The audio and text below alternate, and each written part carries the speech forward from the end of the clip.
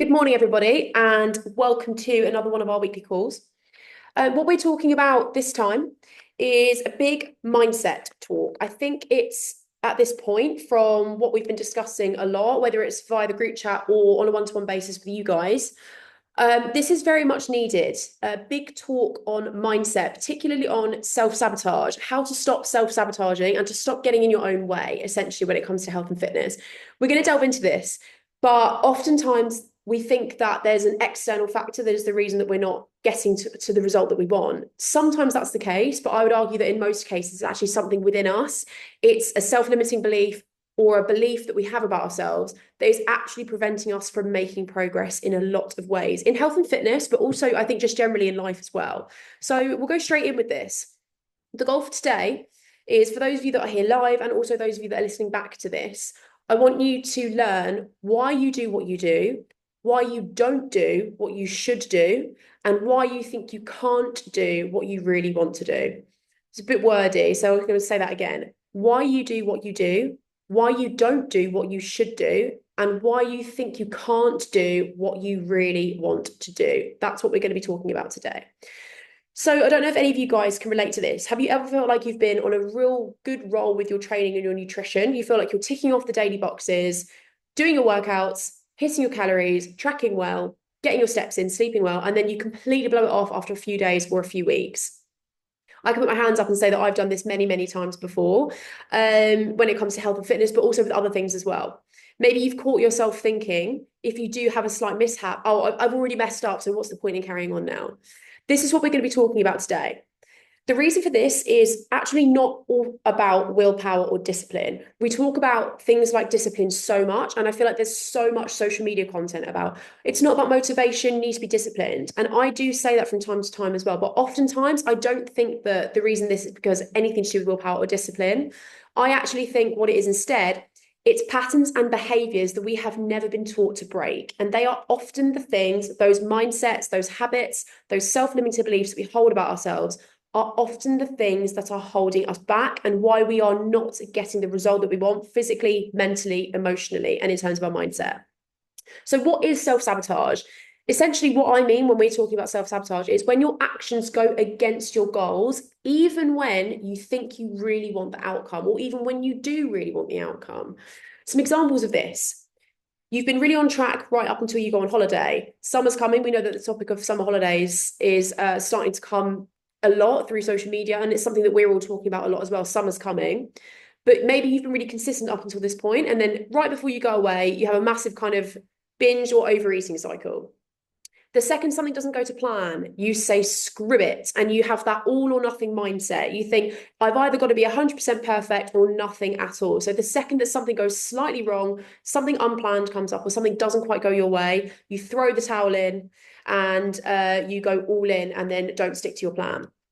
It also could manifest as reluctance to take advice or try something new, procrastination, and altogether just avoiding the stuff that you know you should be doing as well. Like, you know that you should be going to bed at like 10 p.m., for example. You know you should get 8 hours sleep, but you're up until 1 a.m. on your phone. You know that the best thing to do for you is to eat a high protein, high fiber meal and to get it tracked. You avoid doing that. You know that meal prepping is going to make your week next week so much easier, but you procrastinate doing it for 5 hours, or you don't do it altogether. That's what we're talking about here. So why do we do it? Now, I'm not a mindset coach. I'm not a therapist or anything like that, but this is a lot of research that I have done. I've been to some absolutely incredible talks on people that are special self-sabotage coaches, mindset coaches, and this is where I've kind of learned all this information from over the years. There are three big reasons why we do this to ourselves and why we self-sabotage. Number one is called poor self-concept. In life, we have a lot of different roles. You may be a partner or a boyfriend, a girlfriend, whatever it might be, a husband and wife, a colleague or a business owner, a son or a daughter, a friend, a parent, an active person that goes to the gym. All of these are the different roles that each of us have in our life, and all of them have a level of self-esteem attached. And that's your identity, the beliefs about who you are and what you're capable of. You might have a really good self-concept with one of these. You might think, you know what, I'm really good at showing up as a friend. I think I'm a really good friend. I'm a very, very good colleague. I'm very dedicated to my work. I always show up on time. I work hard. However, if you have a poor self-concept on one of these, and in particular, we're talking about health and fitness, you might say things to yourself like, I'm just not a fit person. I've always been lazy. I can't stick to anything. I'm not built for this. I'm not someone that does health and fitness. If any of you can relate to that, trust me, this is exactly how I used to talk to myself as well. I've told you guys loads before that I did not start my life enjoying the gym. In fact, I started off absolutely hating all exercise. I was bottom set PE, hated team sports, and I always used to say these things to myself, and I was stuck in this cycle. As a result of that, because you have this poor self-concept of yourself when it comes to your health and fitness, even when you start to make progress, your brain tries to pull you back to match your old identity.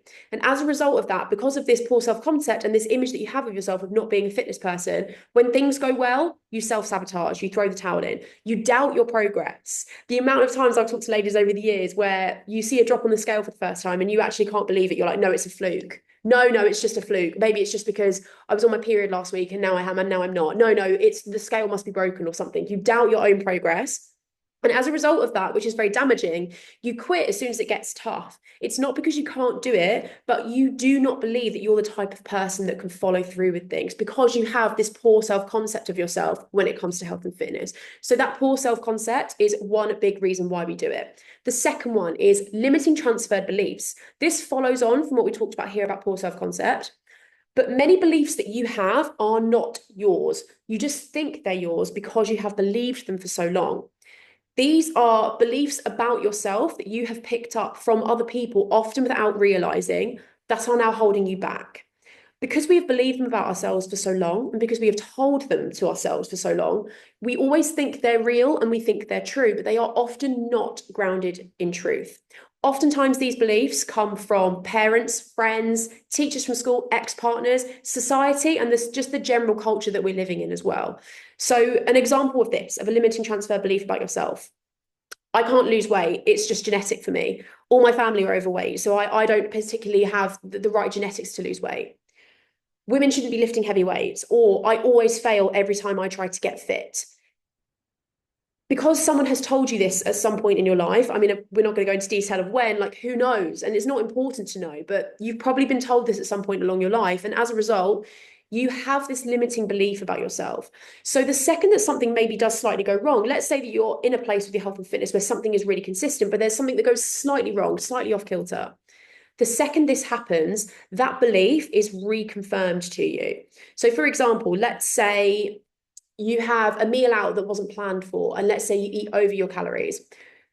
What that will confirm to your brain is, I knew I was rubbish at this. I knew I was rubbish at health and fitness. I knew that I couldn't do nutrition. I know that I can't stick to a deficit. Because you have these beliefs that have been put onto you for so many years, this just reconfirms that kind of negative feedback loop. So you're stuck in this loop of negative self-feedback and negative body image. But like I said, these are not grounded in truth. Even if they really do feel real to you, they are just things that you have been told for so long that now you think they're part of your identity. That's number two. And number three, a huge one, is the anxiety of change. This is the way that basically our brain avoids threat or avoids fear. The anxiety of change means we cling on to what's familiar, even though we know it is harmful for us. That's actually a very normal response from your brain, sorry. Your brain is essentially trying to keep you safe and it does not want to challenge the status quo. And this goes all the way back from like, when we lived in caves, your brain was always trying to keep you safe to reduce threat. Because of this still exists in us a lot. So when it comes to trying something new or trying something different, we often have a huge amount of fear around that. This is why people often never take action for things, or they hold off making a change for a really long time. Oftentimes it comes down to anxiety and just fear. What if I can't keep this up? What if I change and people treat me differently? What if I try and I still fail like I have loads of time before? That is actually your brain just trying to keep you safe and trying to soothe you. But as a result of that, even if your current habits are not working, they feel safe because they're familiar. Even when you want to make a change, change feels very risky, and we are naturally very, very adverse to making change. Your brain is constantly trying to find comfort and keep you there. So we stay in habits that are no longer or have never served us. If we think about it in terms of a metaphor as well, like, you hear about people that are in relationships for years that they are unhappy in. Like, people stay in relationships for a really long time. They know that the relationship isn't good. They know that deep down it's not the right thing for them. But that anxiety of change keeps them where they are because the fear of changing feels greater than the fear of leaving that situation. So they're the three main reasons. So to recap, we've got poor self-concept, limiting transferred beliefs, and the anxiety of change, which I often think is such a big one. Now that we've kind of identified why we self-sabotage and what the reasons for that usually are, what can we do to actually overcome this and to stop self-sabotaging, go on to achieve like an incredible physical transformation, but more importantly than that, break free from these mindsets and ultimately build like, a really good self-body image? We have to break the cycle. We have to rewire our self-help beliefs and approach to our health and fitness. It's hard to do, but it's totally possible. And here are three ways that I think are really good, and they're actually quite simple. The first thing is you have to upgrade how you see yourself. So if you're someone that often, if you notice about this yourself, if you're very hard on yourself, if you often say negative things to yourself, what you need to start doing instead is instead of, I'm someone that doesn't exercise, I've never been fit, I've never been into sport, I can't do this. Rewire that thinking, acknowledge it when it's there, and start saying, I am someone who trains regularly.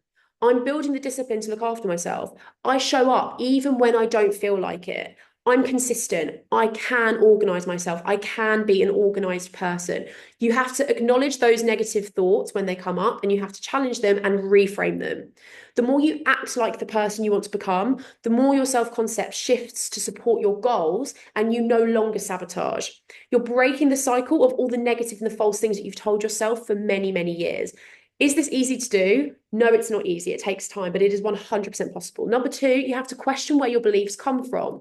Where we were talking about here with our limiting transferred beliefs, we now have to question where these beliefs come from. Start to ask yourself, let's say you have a thought where you think, I'm absolutely rubbish at this. Like I've never been able to get fit, so I'm not gonna be able to do it this time. Stop and ask yourself, is this actually true?